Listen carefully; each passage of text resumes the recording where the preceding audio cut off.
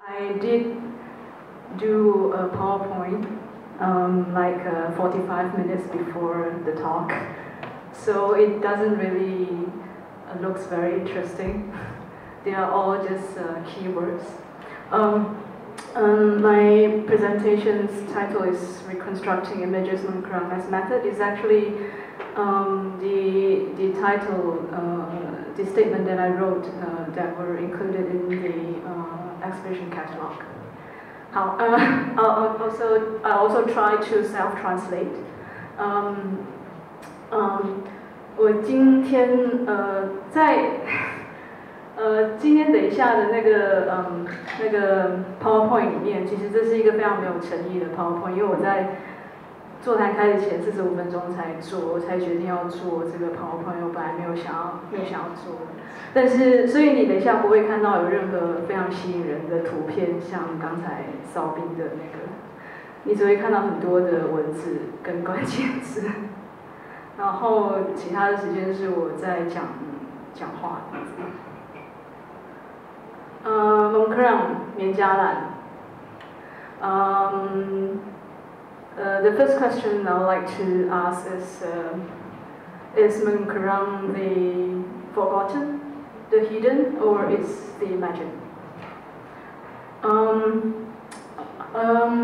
I think some of you might not have seen the exhibition downstairs in Lost Gen, so I didn't have answers for this question, so you just put it in mind, and you can give your own answer after.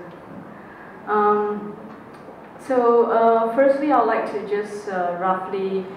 Okay, I forgot to self-translate. 首先我想要先问一个问题，然后这个问题我其实自己没有答案，然后可是我希望你可以把这个问题先放在心上，然后或许在之后你可以有你自己的答案。棉加兰它是一个被遗忘的，还是它是隐藏的，还是它是一个想象的地方？然后因为有些人好像还没有看展览的作品，所以我想先大概的介绍一下那个展览的作品。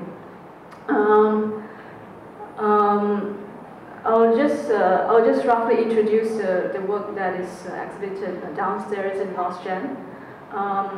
And the work in the exhibition Habitation and elsewhere is actually features a series that I did from 2013 to 2015. It's called the Mungkurang or Mangkarang or whatever project.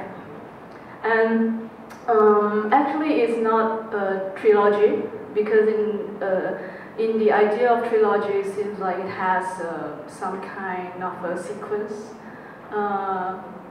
棉加兰计划其实是2013到2015的我的一个创作计划，然后你在展览，可能有些人会困扰，就是在居所与他方这个展览里面，你看到的作品其实是我的创作计划棉加兰计划里面的3件作品，然后这个系列的作品是大概在2013到2015年之间的一个创作，然后在一开始，其实这个棉加兰计划它并不是一个3部曲的概念，因为3部曲总会让人有一种时序的有一个顺序的一个想象，或者是你会想到它是先有哪一个还是先有哪一个。但是棉加兰计划其实在2013年的时候，一开始我本来也没有想要做其他的2件作品，然后我是从其中一件作品开始的。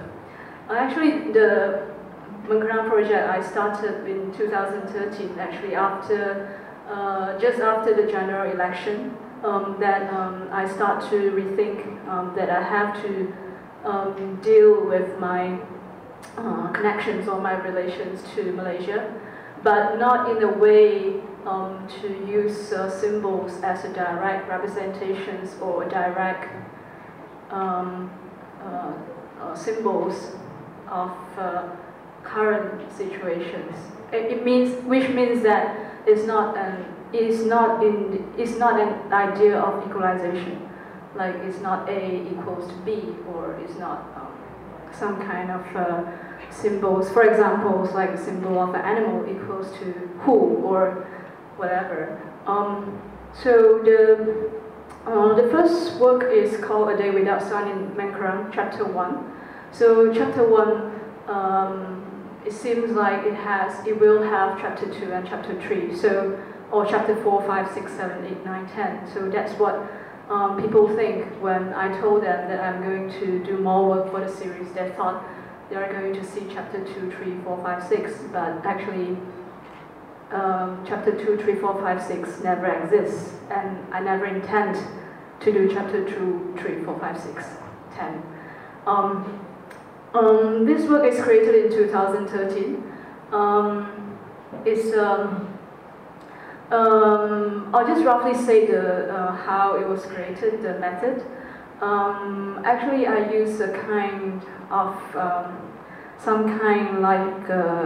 it's like a pseudo documentary. That means that it looks very much like a documentary, but if you have ample knowledge, or you have a little bit of knowledge in historical context, you might feel that something is wrong, but in other parts of you, you will also question: does the events, or does the stories, or does the description that the people in the video tells you is actually a history that you might not know. So it has a very blurred boundary in here. So in A Day Without Sun in Mankarang Chapter 1, I did a few things. The easiest thing, not the easiest, it includes a lot of driving. The first thing I did is I actually went to Peninsula Malaysia, and in different parts, and I just drive sometimes with my sister, and I bring a camera with me, and also her iPhones, my sister's iPhones. And what I did was I kind of like collect images along the way as I liked. I doesn't have any preconception before what I would like to shoot. It's just that I shoot on the way what I like. So it's the idea of gleaning or collecting images. And the other thing I do is I invite some of my friends to participate in telling a story in a way of exquisite corpse. But I gave them, there are two rules in the game.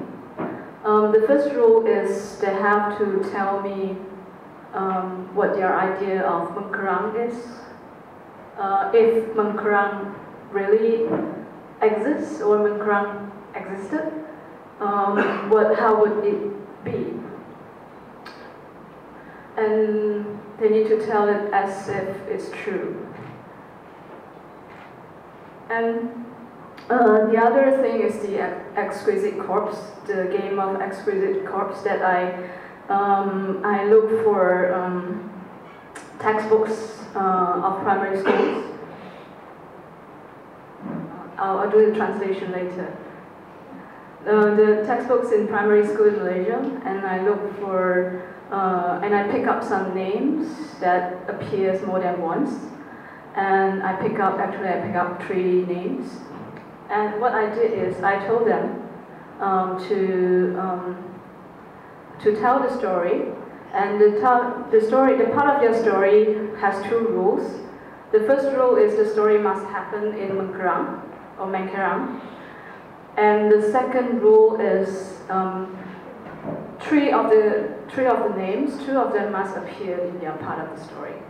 But eventually it came out that they invented another character, and the character then accidentally become the protagonist of the story, which is Jonathan. One of the storytellers created the name, the character, and so the story evolves. So and It's an installation consisted not only of the video but also documents at the site, and the documents were a mix of real historical or political events and fictitious stories that, because they are mixed together, so some people told me they thought it's true. But you can decide yourself whether it's imagined or whatever. 我快速翻译一下那个，棉家兰一日无光第一章其实是真的是很迅速，其实它是2013年的作品，它是棉家兰计划里面的第一件作品。然后其实在2003年的时候，其实我其实并没有想到说我要把它发展成一个创作的计划。然后它其实是在2013年马来西亚的全国选举之后发生的一个作品。因为在那次的选举之后，我有很多的困扰跟疑问，所以我就想说，我想要用一个作品来处理我跟马来西亚的这个关系。然后在这个过程当中，我不想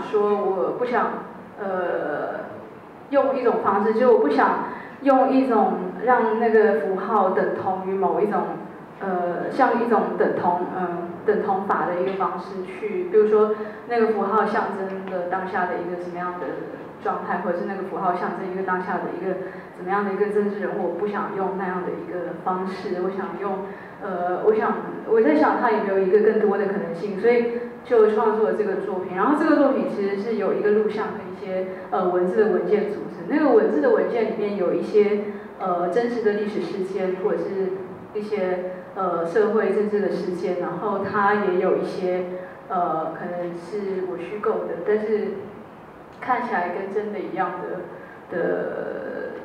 的历史的写法。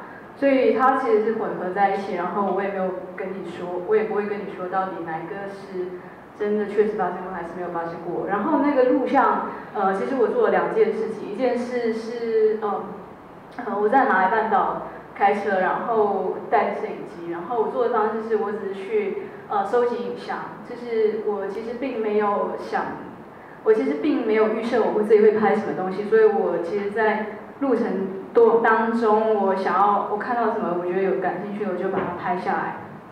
然后第2件事情我做的是，我请了一些朋友，然后让他们参与我这个计划，成为里面的说故事的人，就我请他们帮我接故事。然后他们其实有2项任务，第1项任务是他们要告诉我他们觉得棉加兰，他们想象中的棉加兰到底是什么地方，就如果它确实存在。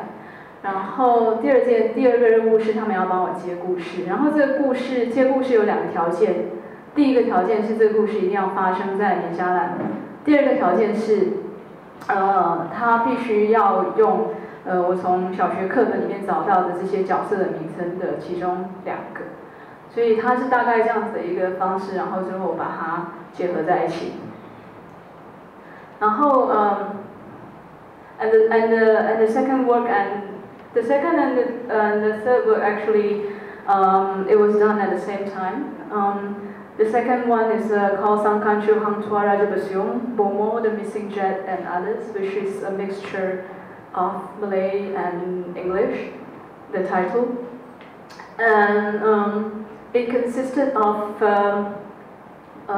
main single channel projection and also an iPads videos. And what you see in the main screen is this is the main screen. That's if we kind of forget Joko Katas at the other end. This is the iPad. I'll say that they are more like English documents. In the main screen, the video in the main screen, you'll hear a narration, a voiceover that tells you a story that sounds very much like a folklore. And but the image that you see, they are consisted of three kind of images. One is there's a small portion of green images that I shoot, and the other one is Pathé newsreel. Pathé newsreel that was found in the 1950s and 1960s. Pathé News is a news company from Britain that were very active in Malaya during the 1950s, after the Second World War until the 1960s.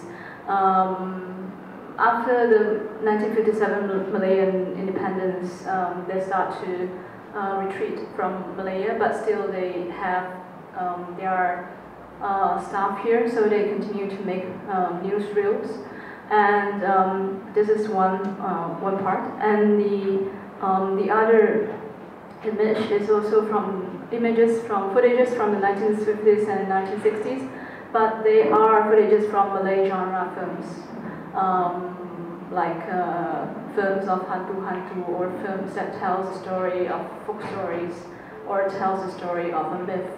And so I recut these footages, but you cannot hear any sound from the original footages. You can only hear the voiceover of Asman Hassan that tells you as if like story that sounds very much like a myth.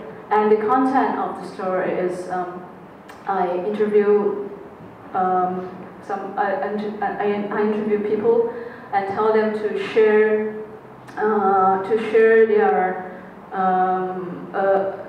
the folk stories or folklores that they remember in their memory and share with me. And what I did was I then reconstruct the story. I then deconstruct the story and reconstruct again. And the last work is called Pak Thai Photo, which you will see images of the Pak Thai Photo that is nearby here on Jalan Sultan.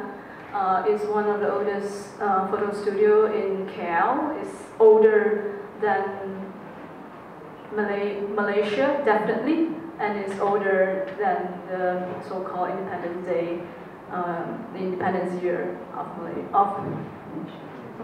Malaya. And the sound elements you hear is interviews of foreign workers that they share their experience or their imagined future with me.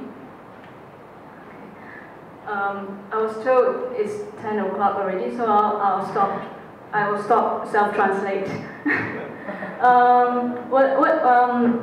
I'll try to make it doesn't sound like gibberish. What I'm really interested of is actually the politics of the image rather than political images, which it means that I'm not interested in using footages of. My main concern is how image interprets, the power of interpretation of image, and how image, especially in the history of moving images, we know that it has a long tradition to represent a reality, even if you don't want to, but people has the desire for it to be real. And I think for me it's a kind of politics of images, and what we might or might not know, that the history of moving images in Malaysia and in a lot of Asian countries and a lot of I can say in most Southeast Asia country is actually connects or relates to the history of colonization. For example, in Malaysia,